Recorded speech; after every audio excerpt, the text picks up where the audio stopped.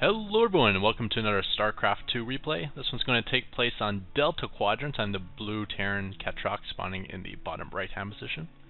And in the bottom left we have Polyphemus. Polyphemus? Something along those lines, and he will be the red Protoss opponent this time. Delta Quadrant is always difficult map to hold off rushes on, especially if I'm fast expand build, in that your fortress is nowhere near your ramp, so he's got a free line to like blow right up your ramp, and also the rush distance on this map is very short. In the positions we're at right now, this is actually a shorter rush distance than Steppes of War.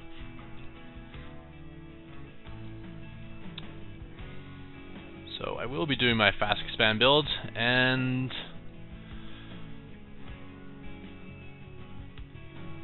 oh, fail. Hope he's just sitting there. I gotcha! There we go. Taking out his probe, scout, and if you ever do lose a scout and you haven't really seen what you need to see yet, do what Polyphemus is doing here and send out another scout to do the same job. And he has not seen my fast expand yet. One of the advantages of it being nowhere near the ramp is that it won't be spotted immediately. But there you go. That's the vision he was looking for. So it looks like he just cancelled something. I guess he changed his mind here. Forge. Maybe some sort of upgrade build, but instead he's going to take a second gas. And no extra gateways. No warp gate tech being chrono boosted. There's a second gateway.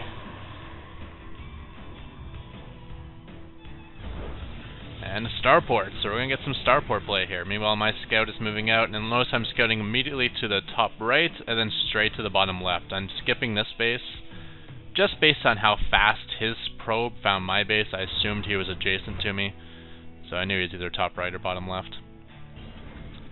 Nice little probe hidden here.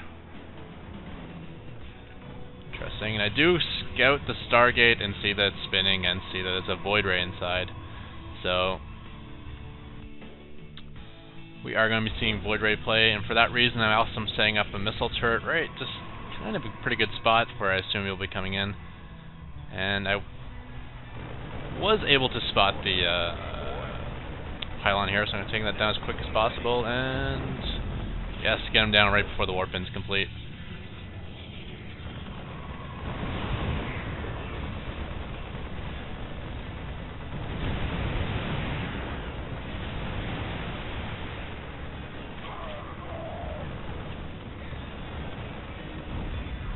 So shut him down pretty well thus far. Sorry, I'll slow it down. I was on 2x that whole time.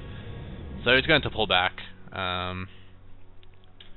Units lost tab is actually 1,000 over 100. Income is 28 over 24, plus I got an expansion, plus I got mules. So I'm looking to be in pretty good shape here.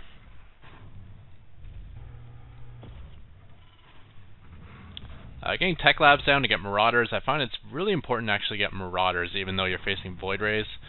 Because if you just concentrate on killing void rays by getting a bunch of marines, what happens is their support stalkers come in and clean you the hell up. I did put one tech lab here just to stop any, or sorry, one missile turret here just to stop any annoyance on my main base, but I'm more concerned with my expansion. Because if he attacks my main, he can only attack with void rays. If he attacks my expansion, he can support it with his stalker force. And Stalkers and Void Rays is a tough combination because you need Marines to kill the Void Rays, and Stalkers clean up Marines, and if you go Marauders to take out the Stalkers, then obviously they're not too useful versus the Void Rays. So you need a mix of Marines and Marauders, actually. Just enough Marines to keep the Void Rays at bay, and then use the Marauders to oops, looks like my rally point's still messed up on my command center. Just so you can use the Marauders to take out the Stalkers. I think I kind of lost my train of thought. I hope that sentence actually made sense. But this is going to throw me off. It looks like he's actually spending his gateway units on Zealots, Immortals, and Sentries. All things that Marauders are terrible against. So if I just went pure Marine, I would be in fantastic shape. So it looks like by fluke, like he has no idea I'm going Marauders. He hasn't seen any of my base. By fluke, his army composition is going to work out really well versus me. But typically, if you got to assume the Terran's going to build Marines to counter your Void Rays, so you don't want to build a whole bunch of other units that Marines are great against as well. So here he comes in. I'm actually a little bit too heavy in Marauders to begin with. That force field actually helped me. Keeps the Stalkers at bay, or keeps the Zealots at bay. But yeah, I have barely, no Marines left basically. No stim pack as of yet. That's it. I'm just stuck with a bunch of Marauders, no missile turrets, no nothing. So at this point, it's like buy time and try to keep myself alive. You can see my harvester count is way ahead, so I'm in good shape there. Flip back to the production tab. I know you guys like that. I'm having to get 4 charged up Void Rays. This takes so much repair to keep alive. And even missile turrets just instantly drop. Sending out some Marauders more or less just to distract. Not really microing that at all. Doesn't look like he is either. But again, he's got units that are good against Marauders, which is unfortunate. And that Void Ray will slowly take it out. At the same time here, and just trying to get missile turrets up unsuccessfulully. Switch it to a Marine count. Finally got stim. So I empty my bunker of Marines and pull out my remaining Marines. So able to take down 1 Void Ray. That's better than 0. Some repair going on that. Oh, 1 more shot would have done it, I think. Or a couple more shots. 18 hit points remaining. And pulling back with my 1 remaining Marauder. Didn't look like I did a lot of damage here. Oh, I took out the Robo. So, that's better than nothing.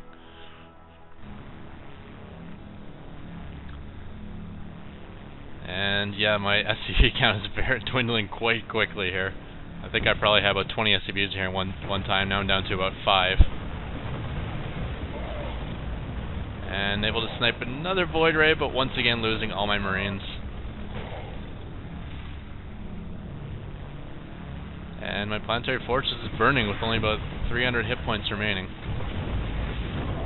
Another Void Ray down. Looks like I actually got SCV trap there. There we go. Get some repair going. Again, the high threat priority of the fortress is nice, and that the Void Ray is automatically going to start attacking the fortress over the SCVs. And there we have it. It stays alive. Pulled out some SCVs from my main just to help repair and to make the saturation a little bit more even, as I've been doing okay on macroing SCVs during that time. I'm still up 38 to 25. So I got a good harvester lead, and he's only taking his expo now, but of course he can't even support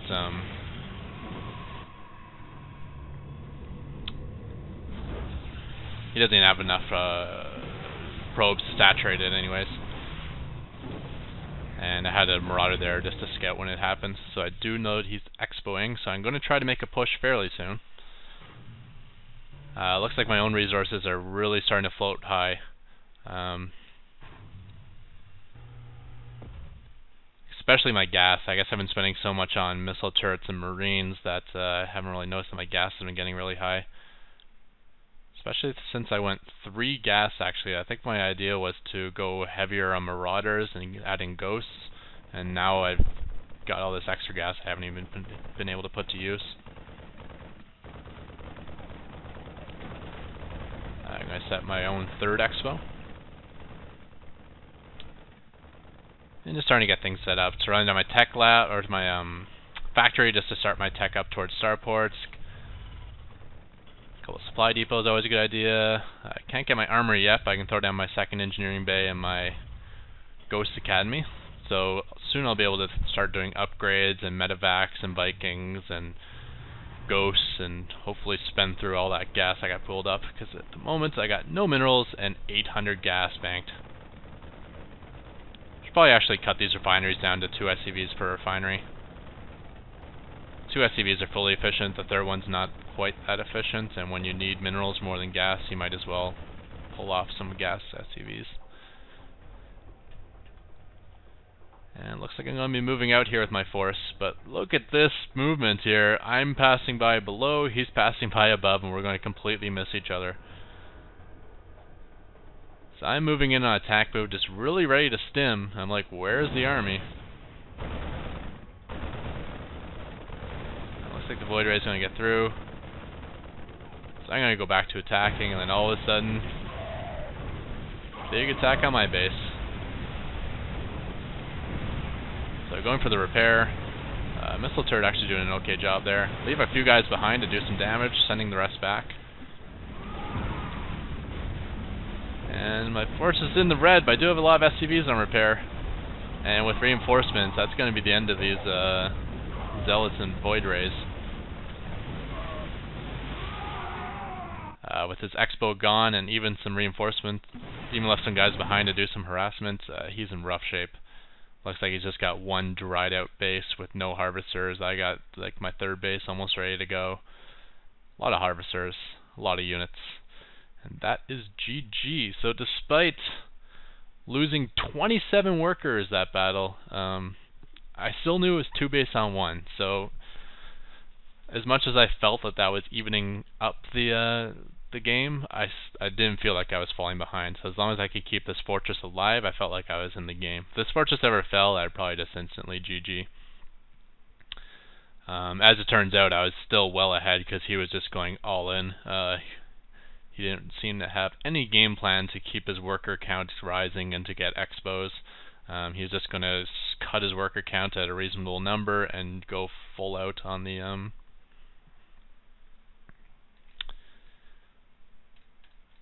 attack units, the gateways and the Void Rays.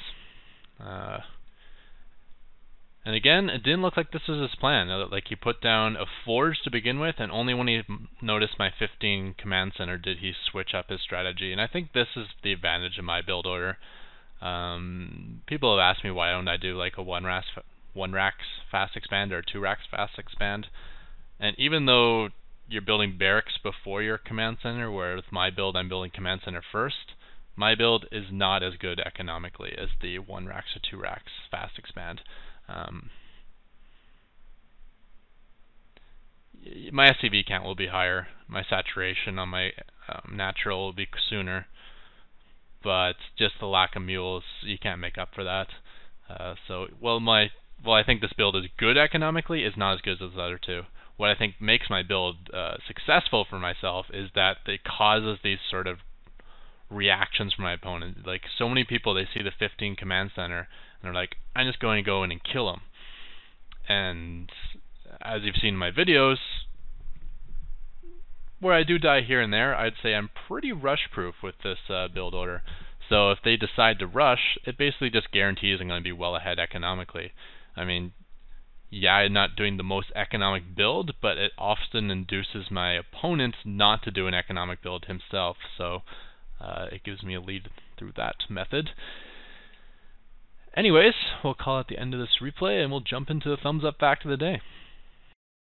Zerg, there what's for dinner. Alright, for today's thumbs up fact of the day, I want to talk a little bit about creep tumors and expanding creep quickly.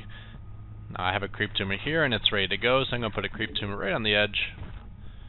Boom, and we can watch what happens here. Now it creates this creep tumor, which takes a little bit of time, 15 seconds. And once the 15 seconds is done, it starts expanding the creep from this point, and you get another timer here of another 15 seconds before you can create the next one. So boom, you're ready to create a creep tumor right now. Now here's the problem. You can create one right now, but the creep hasn't finished expanding yet, so you can't actually put it at the maximum range.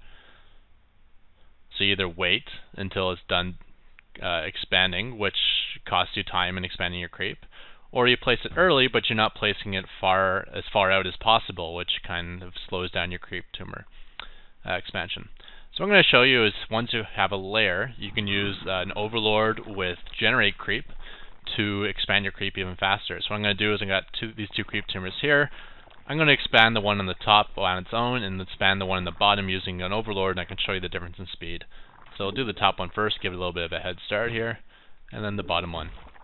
And what you do is use the overlord and you turn on the generate creep button.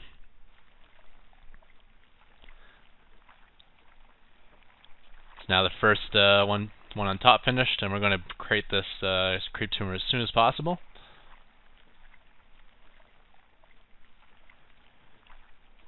And we are ready to go, but can't really expand that far. This one's ready to go. Boom, right out here.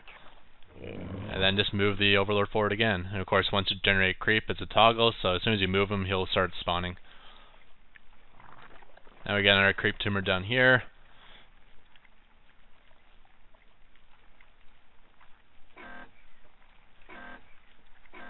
Ready to expand. Expand out. This one's ready to expand.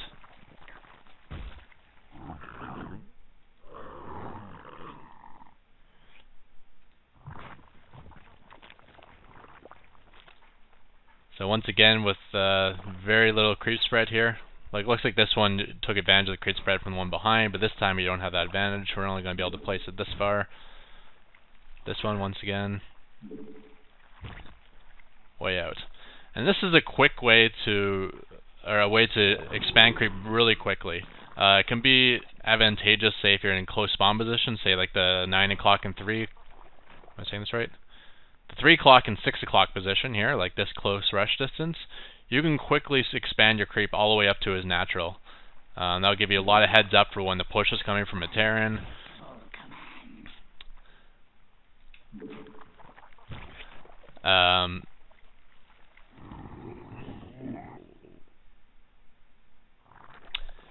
Yeah, it'll give you a lot of like advanced notice when a push comes from a Terran. It'll give you a lot of creep, so you can fight on creep versus the Terran, which is what you always want.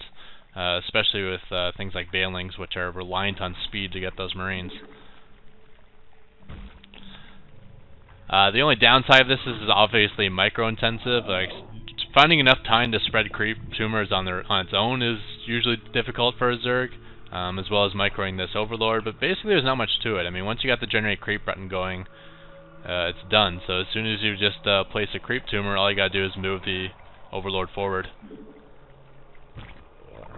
And this also happens for natural blockades like this, like a ramp. You normally wouldn't be able to expand creep up there without vision. Also going over things like this, like the vision blockers can be difficult, and the Overlord solves those problems as well. So that is a trick you can use to maximize your creep expansion. Micro-intensive, but it can be very advantageous if you can find the time for it. And with that, we'll call it the end of this Thumbs Up Fact of the Day. Thank you, everyone, and goodbye.